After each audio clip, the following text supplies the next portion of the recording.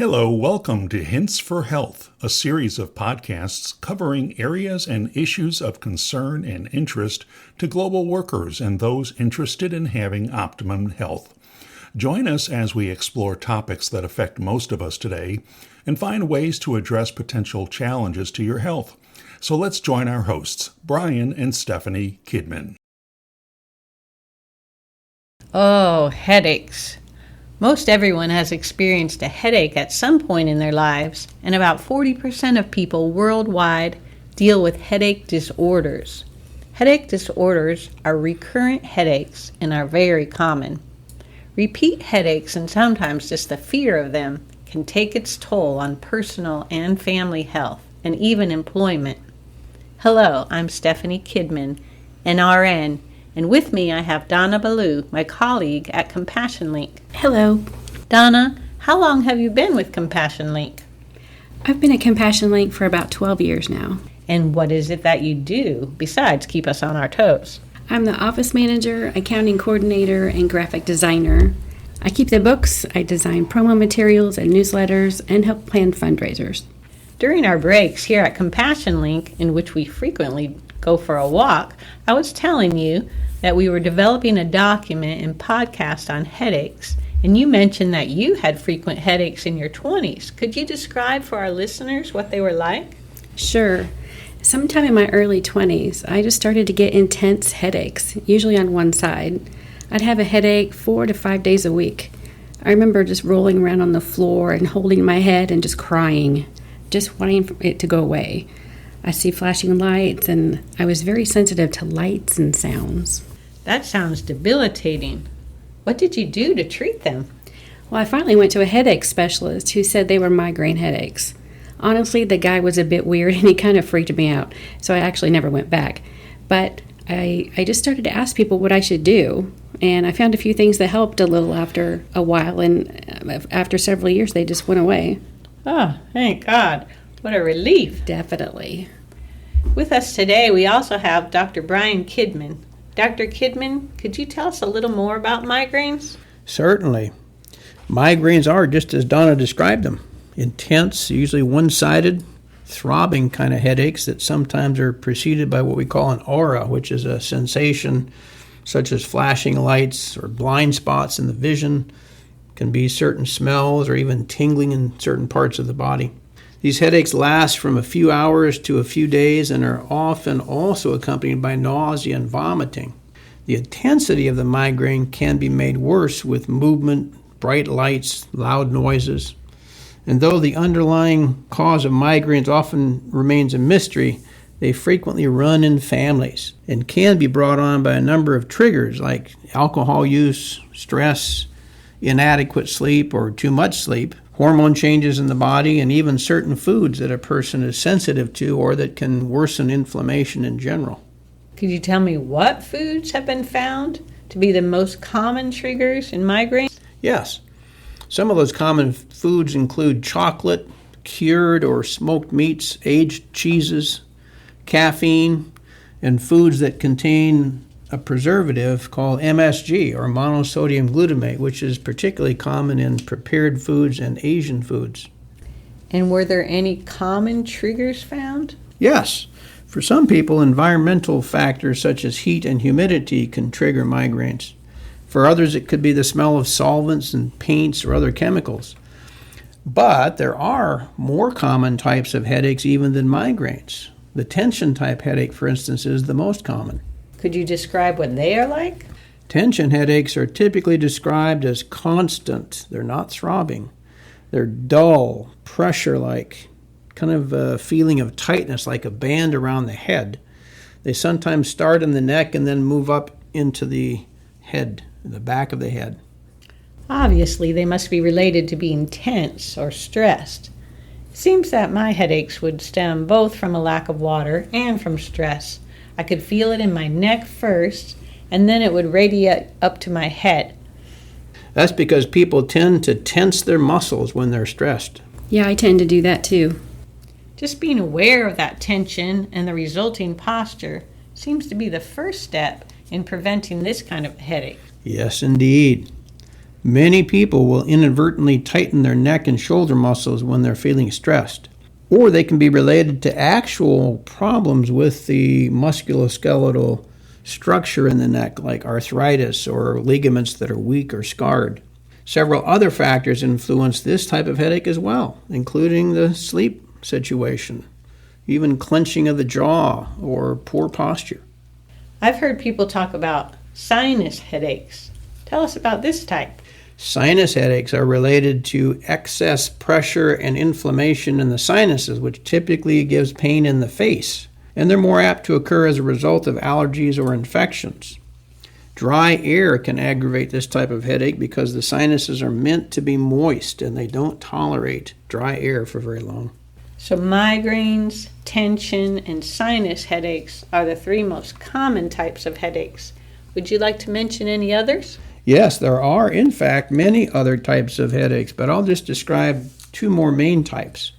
The first one is called a cluster headache. Now, these are less common than the other types, and as their name suggests, they tend to occur one or more times per day for a consecutive number of days, occasionally even up to a number of weeks, but then they resolve for a period of time.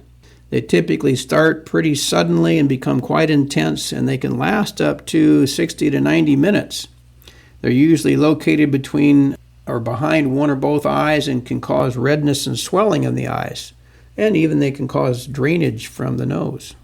Has medical science been able to identify what brings on cluster headaches? Well, certain medicines can bring on these headaches, as can vaping, smoking, and alcohol use. Also, the old sleep problems, hormone imbalances, and problems with the gland in the brain called the hypothalamus, which is our biological thermostat. And what is the last headache that you would like to mention today? That would be the one that we call rebound headaches.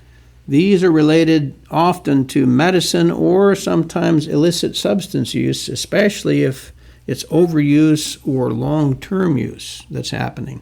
Some of the more common drugs that can cause it include pain medicines, sedatives, tranquilizers, and some other prescription medicines. Caffeine itself can make rebound headaches worse. These headaches can be accompanied also by nausea and vomiting and can be more easily brought on if a person is under substantial stress, not sleeping well, or if they're dealing with depression or anxiety.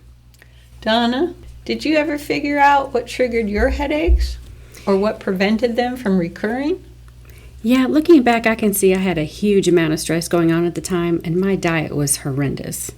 So maybe the headaches just went away as the stress decreased and your diet improved. Could be.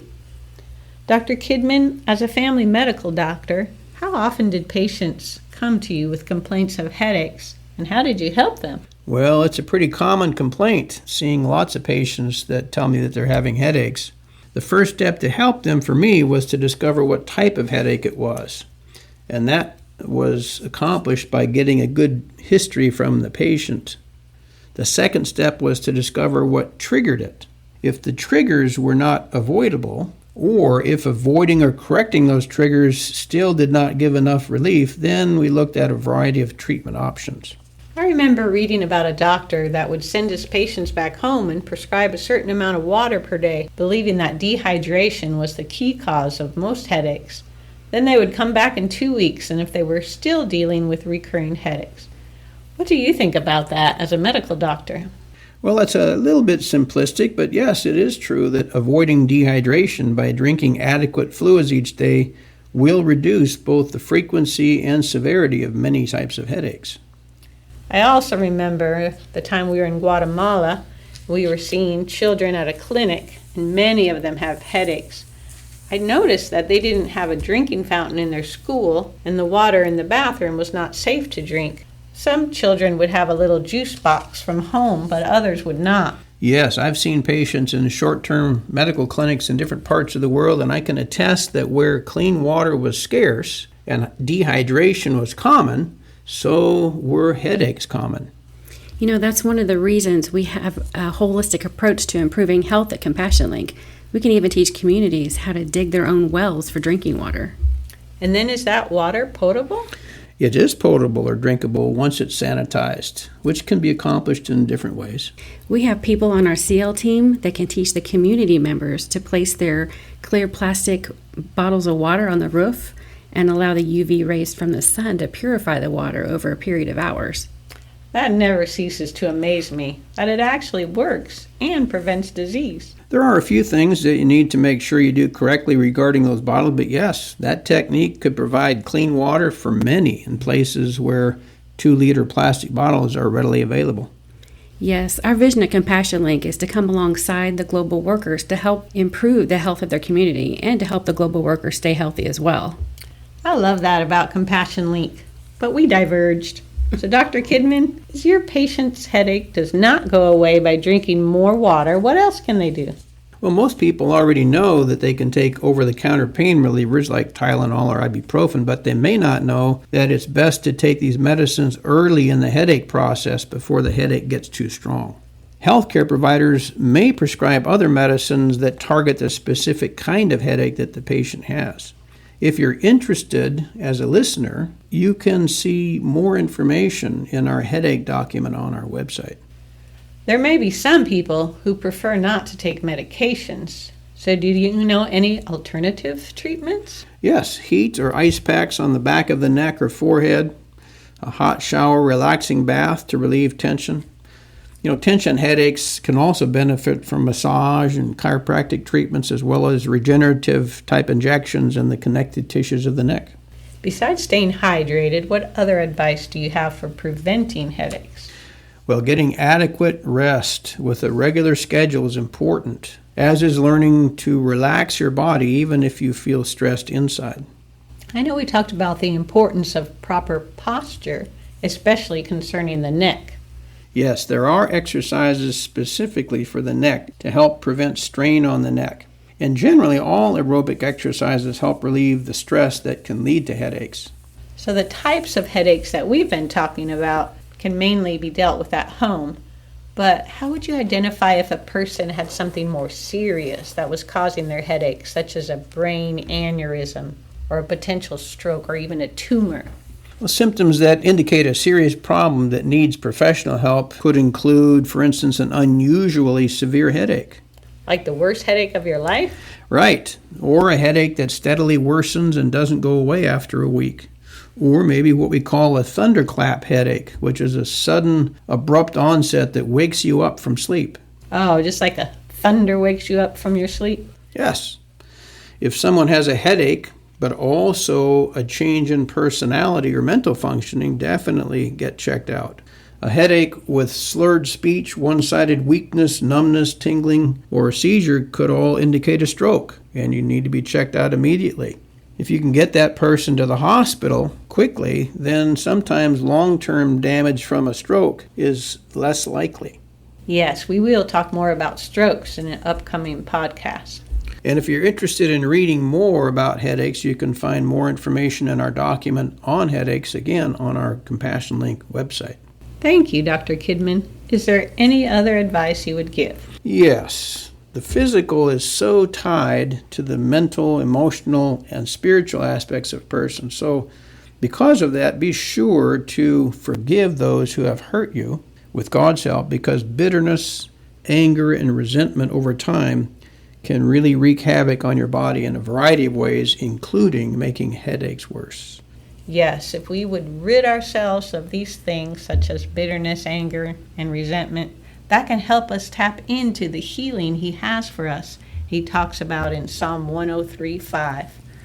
May the Lord bless you. Thanks for listening to Hints for Health today. Join us again in the future for this series of podcasts that will help you in your goal of optimum health. This series is created and produced by Compassion Link, an Assemblies of God World Missions International ministry. I'm your host, Neil Ruda. For more information, visit www.compassionlink.org/hints for health and follow us on social media. God bless you.